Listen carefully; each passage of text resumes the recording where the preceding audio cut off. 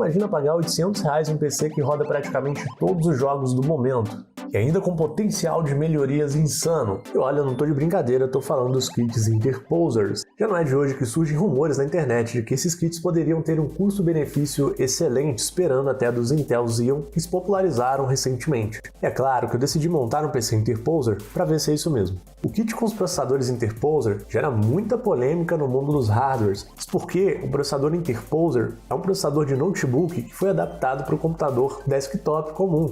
Mas quem já trabalha com informática há mais tempo sabe que o processador de notebook é diferente de um processador de um PC normal. Todo projeto de um processador de notebook foi adaptado e testado no ambiente que ele seria utilizado, que são notebooks. Então, mesmo tendo uma tecnologia muito próxima ao processador comum, ele sim é diferente de um processador de desktop. Os processadores Interposer mais populares no momento são o QTJ2 e o QNTC. Isso porque esses processadores são encontrados numa faixa de preço interessante e têm uma especificação bem parruda. E, além disso, eles possuem um chip gráfico integrado diferente dos Xeons mais populares e custo-benefício de hoje. O processador que eu comprei foi o QNCT 0000. É um processador que hoje sai para mim a R$321. Ele é um processador de 6 núcleos e 12 threads e ainda por cima tem um chip gráfico integrado, capaz de executar jogos bem pesados como, por exemplo, até mesmo GTA V. Só para você ter ideia, o Xeon E5-2620V3, eu trabalhei muito com ele aqui no canal porque ele traz um custo-benefício insano, tem um valor muito próximo ao do QNCT e as especificações muito parecidas sem o chip gráfico integrado. Mas como eu falei, processadores de notebook são diferentes de processadores de desktop, ou seja, dos PCs normais. Será que o processador Interposer QNCT tem potência o suficiente para superar até mesmo um dos Xeons mais custo-benefício do momento? Vem comigo descobrir.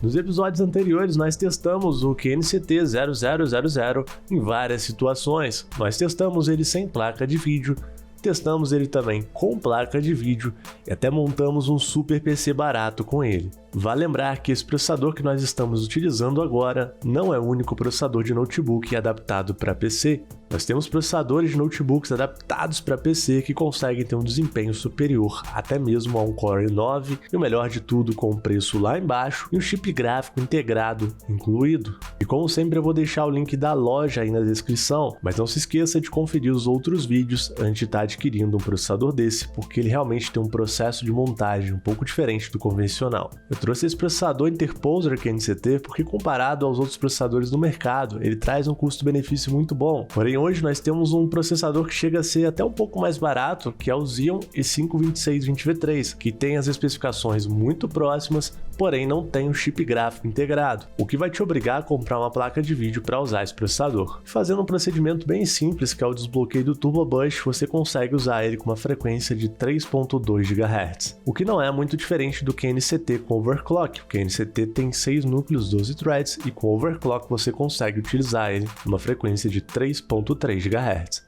O QNCT, inclusive, é um processador mais novo que o Xeon. Ele é um Coffee Lake de 8ª geração. O Xeon 2620V3 foi lançado logo após os processadores Haswell, o que o torna basicamente um Intel de 5ª geração. Se levarmos em consideração somente a especificação técnica e a geração desses processadores, nós já poderíamos dizer que o QNCT vai levar vantagem. Mas ainda assim, o Interposer QNCT é um processador adaptado que está sendo utilizado em uma placa-mãe que não foi criada para ele, que pode causar uma perda de desempenho ou talvez até mesmo um ganho, vai saber, não é? Por isso, o comparativo entre os dois vai ser muito bacana. O teste vai funcionar da seguinte maneira: nós vamos comparar os dois processadores e alguns jogos, basicamente os jogos que eu sempre testo aqui no canal mesmo. Ambos os processadores vão trabalhar com 16 GB de memória RAM em Dual Channel. As memórias utilizadas nos kits foram exatamente as mesmas. Eu usei memórias da Keyless-Ray. Eu vou deixar o link delas na descrição, elas são muito baratas, porém muito eficientes para esses processadores. As memórias utilizadas são de 2666 MHz, mas o Xeon só funciona numa frequência de até 1866 MHz. Mas como são duas memórias de 8 GB trabalhando em Dual Channel, a frequência máxima vai para 3732 MHz, porque multiplica por 2. Essas memórias com o meu QNCT só funcionaram a 2133 MHz. Operando em 2 canais, essa frequência passa para 4266 MHz. Vale lembrar que o Xeon consegue operar com Quad Channel, que são 4 canais de memórias. Isso vai depender da placa-mãe que você estiver utilizando também, mas a placa-mãe que eu utilizei não estava possibilitando isso. Com o QNCT, mesmo eu tendo uma placa-mãe que teoricamente deveria oferecer suporte a 4 canais de memórias, ele só funcionou com 2 canais de memórias, o que deixou entender que esse processador só funciona em Dual Channel, mas pode ser que com alguma placa-mãe diferente ele possa funcionar assim com 4 canais de memórias, multiplicando ainda mais a frequência delas. Esse teste também vai ser feito utilizando uma placa de vídeo GTX 1060 de 6 GB.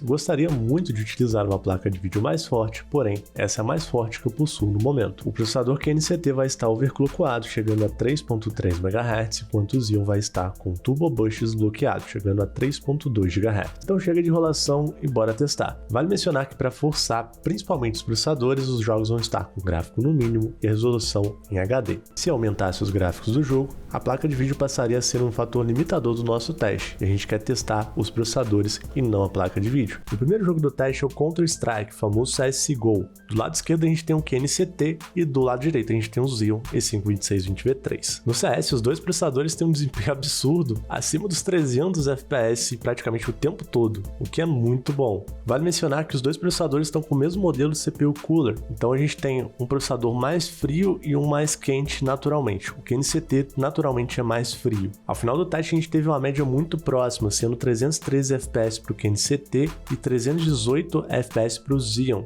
mas a taxa de FPS mínimo e 1% low foram melhores no QNCT, então a gente tem os processadores trabalhando de uma maneira bem equilibrada. O desempenho foi muito semelhante. O game Assassin's Creed Origins é um jogo muito legal também para fazer comparativo, e aqui a gente tem umas coisas bem interessantes acontecendo. Primeiro que a temperatura dos processadores ficou muito semelhante nesse caso. É claro que a temperatura a gente não deve levar tanto em consideração, porque tem a relação também da temperatura do dia que a gente estava testando e coisas do tipo, e eu realmente não fiz essa medição, mas é legal olhar também. A média final desses processadores foi literalmente idêntica, né? A gente teve 85 FPS de desempenho médio para o QNCT e 86 FPS de desempenho médio para o Xeon. Até o momento eu estou um pouco surpreso, porque pelas especificações eu esperava que o QNCT entregasse um desempenho um pouquinho maior, principalmente pelo fato dele ser um processador mais novo.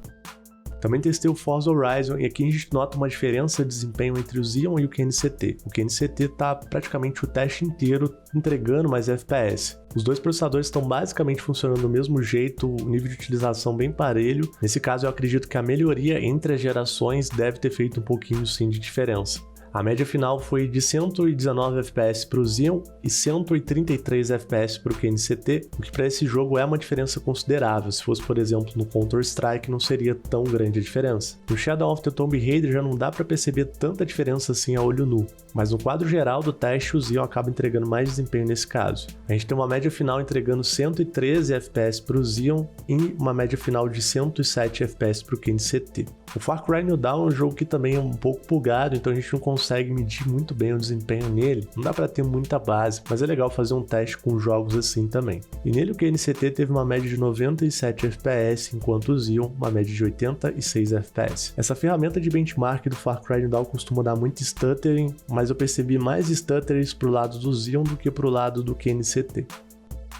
O GTA V é legal a gente usar também como base de teste, porque é um jogo mais antigo, mas ainda muito jogado. Costuma levar vantagem que o processador que tem mais desempenho bruto. Nesse caso, a gente teve no final do teste uma média de 155 FPS para o QNCT e uma média de 150 FPS para o Xeon.